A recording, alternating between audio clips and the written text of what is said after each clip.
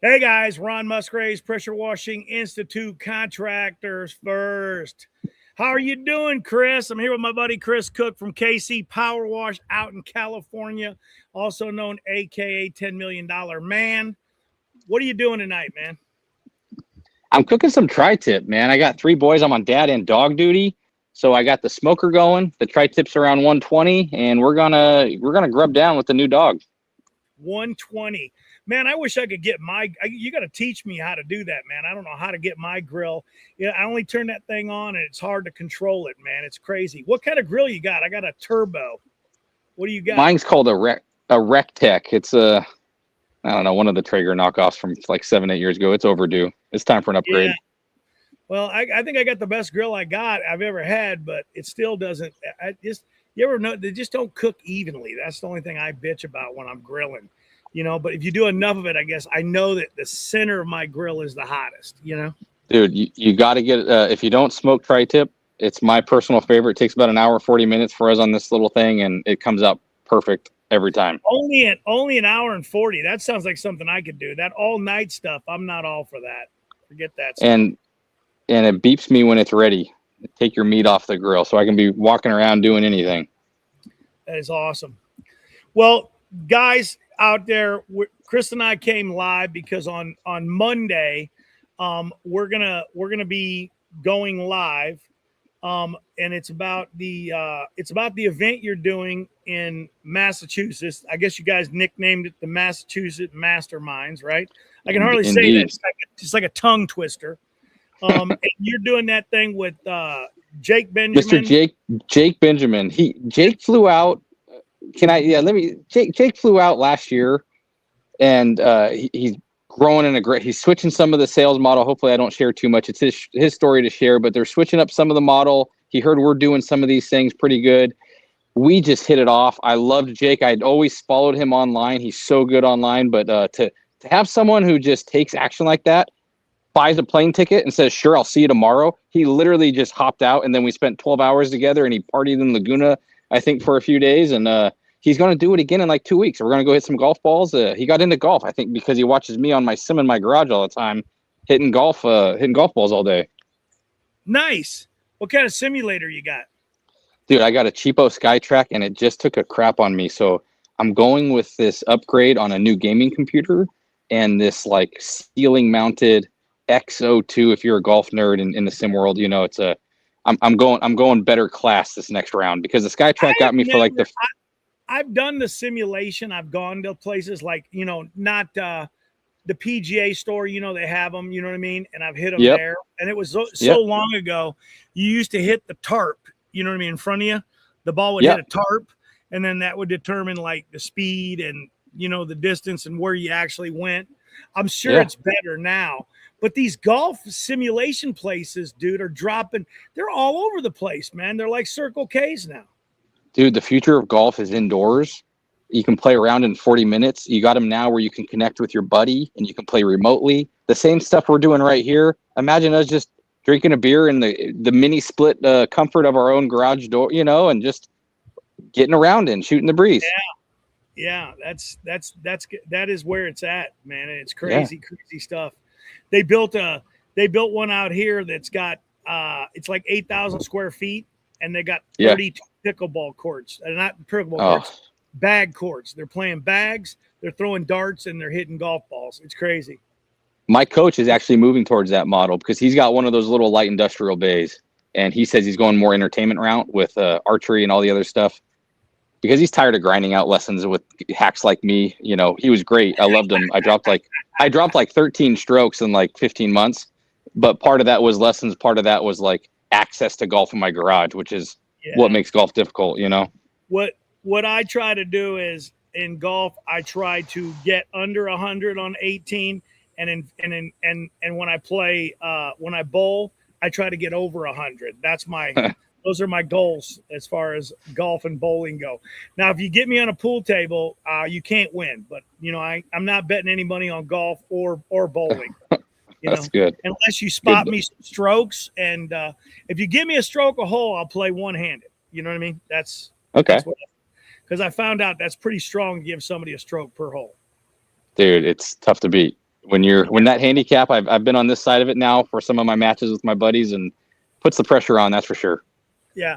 Well, do me a favor, man. So we have a couple sound bites from this thing. Tell me shortly what your story is really quickly. Just tell me, like, I know it, but let's tell the viewers, like, start from the beginning. You started off doing this, you went this direction, and that's all we're going to do, man. We'll cut it short tonight because we both don't want to be on here for 30 minutes, and we're about 6 minutes right now. So let's save the good stuff for Monday. My story in a nutshell is, like most guys in this space, hardworking young college kid or high school kid.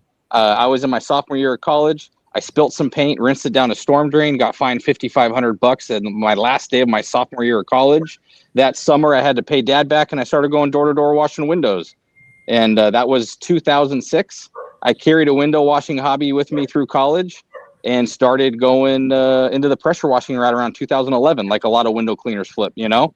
And then one thing led to the next. By 2014, we ran into an opportunity to sandblast with a big Starbucks account on a renovation. And then we opened up another division. And now today we having a lot of fun. We broke 10 million last year for the first time. And, thankfully scaled with some systems. There's been a lot of hard years, but, I work on average about 7 hours a week in KC Power Clean. I'm having fun now talking with a lot of other guys in the industry. I've been hiding away for years, but, I'm back. That's good. It's good stuff. I know they missed you when I went down to Jeremy's event the last quarter of last year, because I don't know if you made it to this last one. Did you make it to the first quarter event? No, without saying too much, I don't know how much I'm loved and welcomed in the SoCal group anymore, because we kind of became. I'm kind of like the evil empire, Jeremy's awesome, man. I think that it might feel like that, and I'm sure there's some guys in there that treat you like that. But man, when I was down there doing the sales class in the first quarter, all the guys in the group, man, were like, "Oh my God, where is Kris here? Kris here?" Because lots of people asked me if you were going to come down. You know what I mean? And then. They were like, where's Kris at? And I said, well, he didn't show up, man. I go, it's too bad, because I wanted to see him too. But no, I don't think that's the case. I think that the real guys that are interested in moving their businesses, man, know that when you rub elbows with other guys that are successful, that's how you get there, man. Nobody does this stuff on their own. There's multiple. For sure. I want to just clarify this. There's multiple mentors in everybody's life that's successful. Yes. I don't care if you're Elon Musk or, Donald Trump. These guys all 100%. Had guys that were there. I mean, we all know Trump says it was his father and older brother, Yep. But we pick pieces from the people close to us that we want to emulate there. Yeah, and that's for me. That's probably my parents were probably my biggest mentors. I mean, and that's really what it should be. That's why I try to be the best I can be for my kids, and I encourage my kids. No one's gonna like hearing this, but never have a job. Don't worry about college. All the things that your wife doesn't want to hear you say to the kids. That's what I tell them. And if you're not going to be that example, like, oh man, you should go to college because you need something to fall back on. I just don't believe that anymore. And I don't believe it now more than I didn't believe it 25 years ago. I don't believe it at all, because I see these poor kids coming out of college now, and they got to have a degree to vacuum cars at a rental agency. You know what I mean? I go, why would you need a degree to vacuum cars at a rental agency? I mean, and that's how stupid this thing has become. We've replaced a high school diploma with a college degree now to work at McDonald's, and it's kind of silly. Yeah. And AI is only going to change more and more of that, as well as social, with the peer groups and networking groups. Because for me, the biggest impact in college was probably just the network and the relationships forged. And now I imagine that's with tech's going to get, that's going to morph more and more too. So, yeah. What's up, Pete? How you doing? Tommy, what's going on? Tommy, haven't seen you in a bit, man. Caught you a little bit on social media there. I think you were at a party or something this week. Keep up the work, Pete, man. I see you're back in the gym. These are all guys from Chicago. They're my hometown boys right there. That's awesome. Thanks for chiming in. Working on, that Chicago event that I went to had 365 people at it. and it wasn't bullshit. There was actually 365 people because I took a picture of them. You know what I mean? A lot of these guys at these events, I don't know what the I don't want to. I don't want to promote that there's a lot of people coming to the event, and sometimes we're fibbing the numbers a little bit. But when it comes down to the actual event, if 10 people showed up, we say 10 people showed up. You know what I mean? If 200, we say 200. But we don't try to tell people that there was 350 people and there was really only 80. You know what I mean? I don't think that's a just thing to do. That's not a long-term sustainable strategy. No, it's not sustainable, and it only means you're going to have less people at your next event because you're going to have people trash talking you because they're going to be like, hey, you didn't, you told us you had 300 people there and we came and there was 10 guys standing around, and I will say this because I want to say there's two things I want to say. Kris is doing an event in Massachusetts here coming up, and I put the links down below. It's not about how big an event is anyways. Some of the smallest events I attended were some of the best events. Okay. Amen to that. Yeah. And sometimes it's a little bit more intimate, a little bit more family-like. More is always not better. Okay. Because sometimes you can't do the networking and the things and have the intimacy when there's 300 people, sometimes it just doesn't happen. But when there's 20, 30, 40, 50 guys or whatever the event's scheduled to be, it's great. And I do a lot of free events. Guys will be, Ron, why y'all do these free events but you promote some of these paid events? There's nothing wrong with paid events, okay? Some of the people out there that say, well, you got to pay for it because you got to have a stake in the game to get involved out of it. I always say this. If you don't want to go to a free event, and I go, free events can suck just like paid events, okay? And paid events can suck just like free events. It's really all about the content. It's about the people. It's about the drive of the people that are there. It really is. That's what it's all about. It's not about anything else.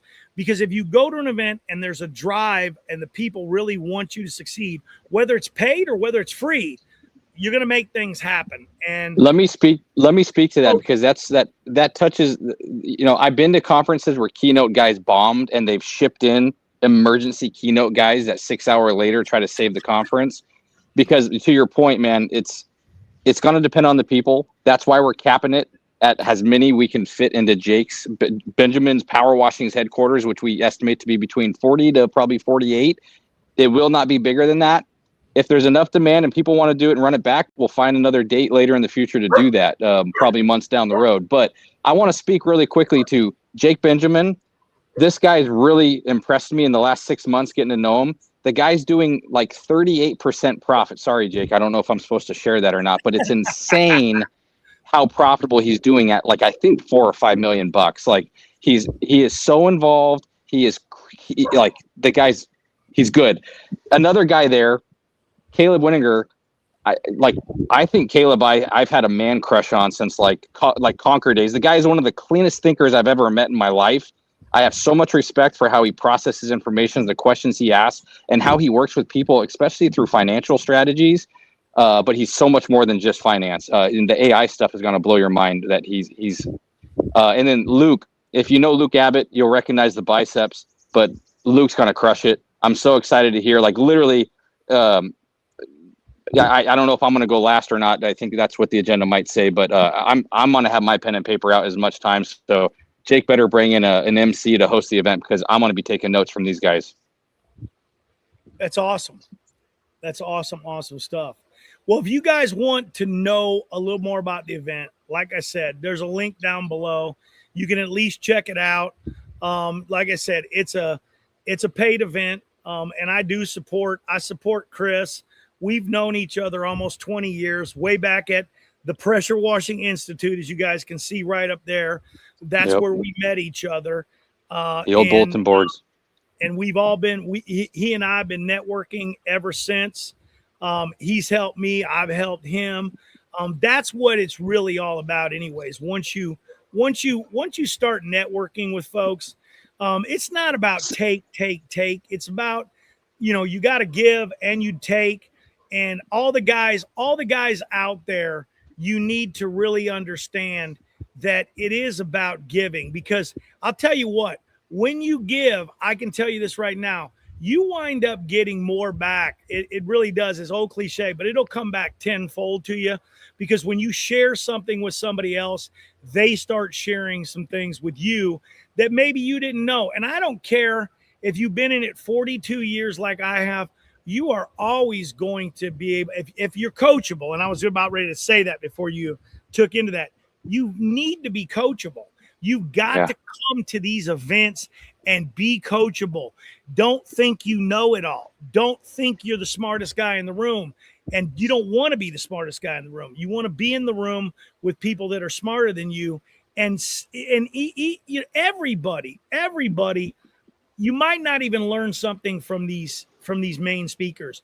It might be on a sidebar networking thing where you're networking with somebody that's at your stages. And those are the people sometimes that can give you the most help. Because 42 years ago, when I started my business, I can't remember that. And I haven't started a business today in this atmosphere, which is also very different. And growing a business in this atmosphere